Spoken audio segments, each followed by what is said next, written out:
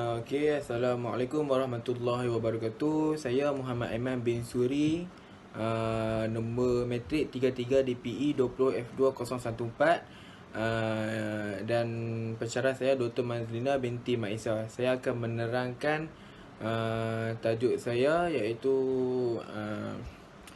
Workplace Environment and Ergonomics. Di sini kita akan fahamkan maksud workplace environment and ergonomics. Okay, first, what is ergonomic? Okay, ergonomik adalah bagaimana seseorang itu berdasarkan kemampuan fizikal mereka dapat mengatur dan menjalankan aktiviti mereka dengan sebaik-baiknya. Ergonomik juga dikenali sebagai faktor manusia adalah susunan sistematik yang dalam proses memahami dan meningkatkan komunikasi manusia dengan jenis produk, peralatan dan persekitaran dan sistem. Okey, nak kita lebih faham lagi, ergonomik bertujuan untuk mengembangkan dan menerapkan pengetahuan dan teknik untuk meningkatkan prestasi sistem. Ia juga memberi tumpuan kepada kesihatan, keselamatan dan kesejahteraan individu yang terlibat dalam suatu pekerjaan. Okey, penumpuan ergonomik diambil lebih jauh dari aspek pekerjaan dan aspek lain dalam kehidupan seharian kita. Okay, ergonomik ni sangat penting untuk kita, terutama sekali kepada seorang pekerja. Okey, seterusnya environment workplace. Bermaksud istilah persekitaran kerja digunakan untuk menggambarkan keadaan sekitar di mana pekerja beroperasi. Okey, persekitaran kerja boleh terdiri dari keadaan fizikal seperti suhu pejabat ataupun peralatan seperti komputer peribadi. Ia juga boleh dikaitkan dengan faktor-faktor seperti proses ataupun prosedur kerja. Okey, persekitaran kerja boleh melibatkan interaksi sosial di tempat kerja, termasuklah interaksi dengan rakan sebaya, bawahan dan interaksi dengan pengurus kita. Okey, secara amnya dan dalam had pekerja berhak mendapat persekitaran kerja yang bebas dari gangguan. Istilah persekitaran kerja juga boleh dikaitkan dengan keadaan fizikal bangunan. Okey. Okey. Persekitaran kerja yang sihat akan bebas dari masalah yang berkait dengan sistem keadaan bangunan yang teruk, yang sering disebabkan oleh pengudaraan yang lemah ataupun pembangunan ataupun pembuangan bahan kimia yang tidak digunakan semasa pembinaan. Okey.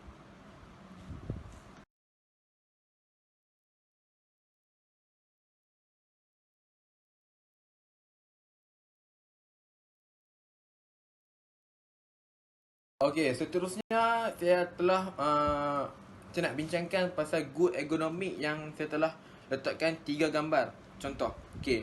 Berdasarkan 3 gambar good ergonomic, pertama saya nak terangkan pasal retain any joint at natural posture.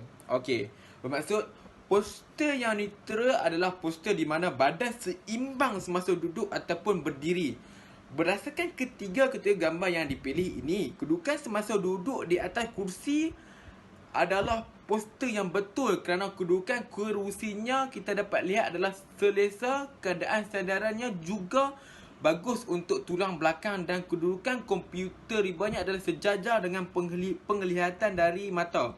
Okey, seterusnya, semasa berdiri, kita mestilah menetapkan postur badan yang selesa untuk melakukan kerja seperti yang kita dapat lihat di dalam gambar. Seseorang itu berdiri dengan keadaan betul dan komputer ribanya sejajar dengan kedudukan penglihatan dari mata. Okey. Dalam postur yang neutral, otot ligamen yang merangkumi sendi diregangkan ke tahap yang paling maksimal. Okey. Peranan menetap postur yang bagus semasa melakukan kerja boleh mengurangkan tekanan yang berlaku pada otot, tendon, saraf dan tulang. Kedudukan ini membolehkan seseorang itu boleh elak dari rasa sakit badan. Kedudukan yang tidak mengikut postur yang betul boleh mendatangkan gangguan kepada diri sendiri seperti sakit tulang belakang, lenguh-lenguh dan lain-lain. Okey, apabila dia telah mengalami sakit tulang belakang, lenguh dan lain-lain, sudah semestinya dia tidak akan lagi untuk fokus untuk melakukan kerjanya itu. Okey. Okey, seterusnya saya nak terangkan pasal work in the comfort zone. Bermaksud zon selesa, kita perlu amalkan pekerjaan di zon yang selesa. Bermaksud kedudukan suatu pekerja dekat dengan postur badannya. Contohnya, kedudukan tangan sewaktu menaik pada komputer riba dan juga kedudukan skrin sama ada jauh atau dekat dari penglihatan. Okey, maksudnya kalau kita sedang nak menaik tu, tangan kita semestinya meletakkan pada postur yang selesa. Dan skrin kita tu hendaklah sejajar dengan mata dan tidak terlalu tinggi menyebabkan kita rasa lengah untuk melihatnya. Okey. Bekerja di zon selesa menjamin seseorang itu bebas dari rasa sakit dan juga boleh menetapkan diri dalam suasana yang selesa. Seterusnya, pekerjaan akan dapat dibuat dengan cekap, committed dan lain-lain yang penting sekali adalah bebas dari rasa sakit. Okey. Selain itu, semasa berdiri dalam gambar yang kita pilih ini, kedudukan mungkin boleh selesa kerana bekerja untuk jangka masa yang panjang dalam keadaan statik. Okey. Macam kalau bekerja untuk jangka masa panjang dalam keadaan statik akan menyebabkan keletihan pada badan.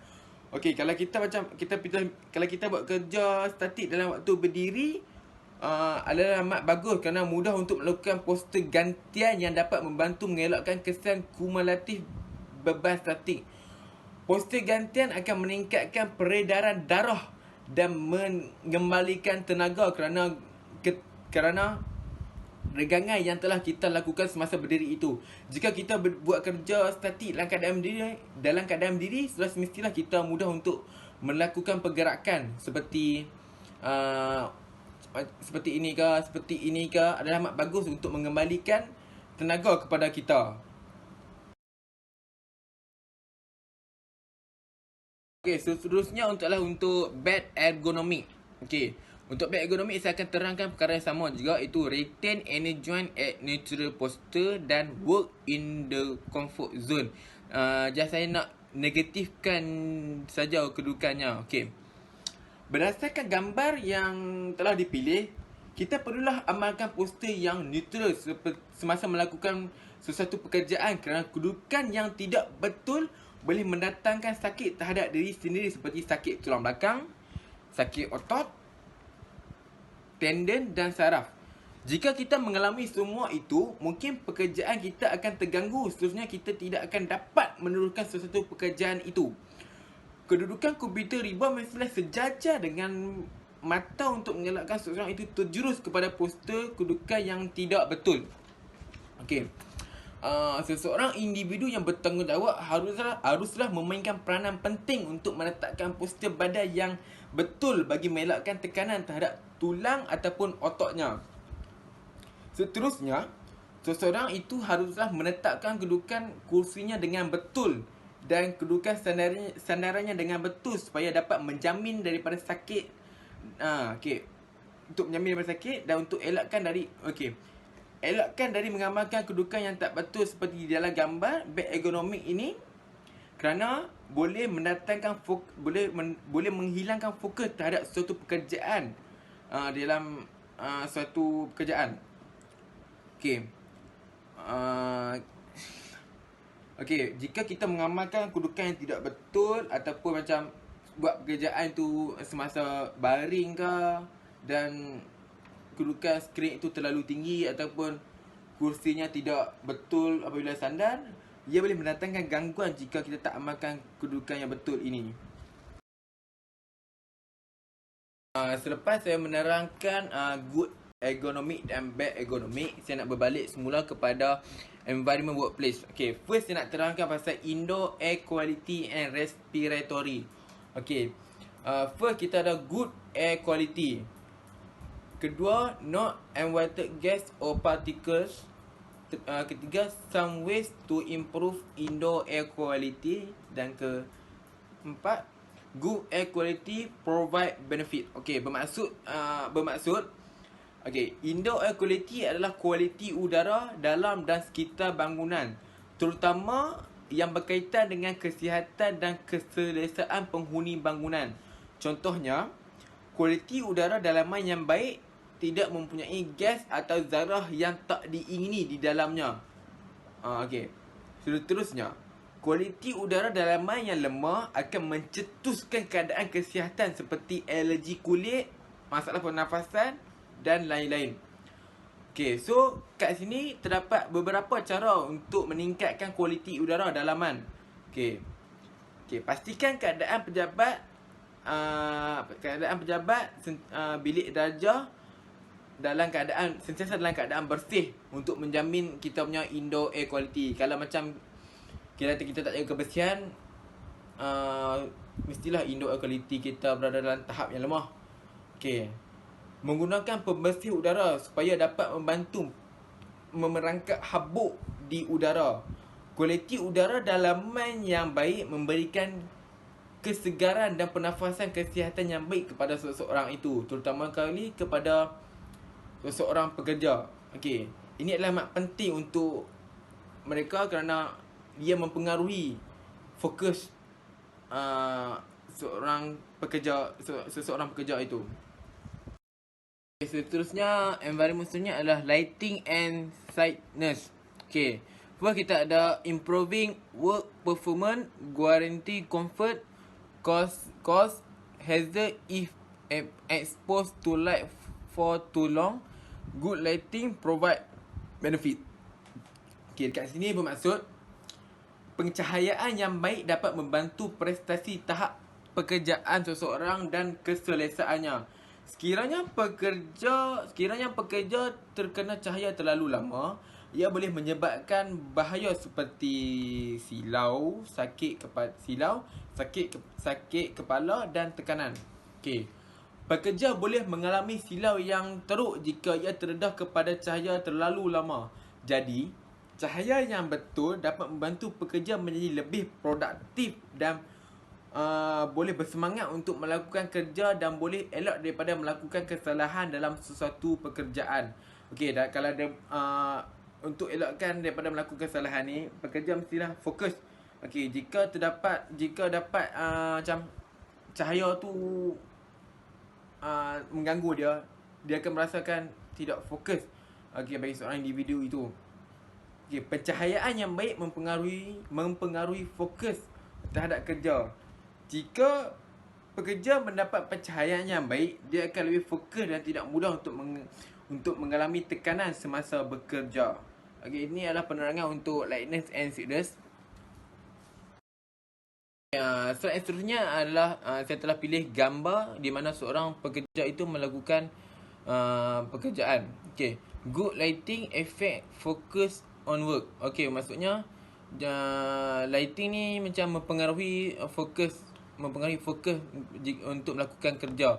Okey, pencahayaan ni kita perlu maintainkan supaya pekerja ni dia lebih fokus dan boleh elak daripada tekanan kepada diri sendiri. Okey, jika terdapat cahaya lebihan pun bermasalah, jika cahaya kurang pun bermasalah. So kita kena maintainkan kadar pencahayaan tu.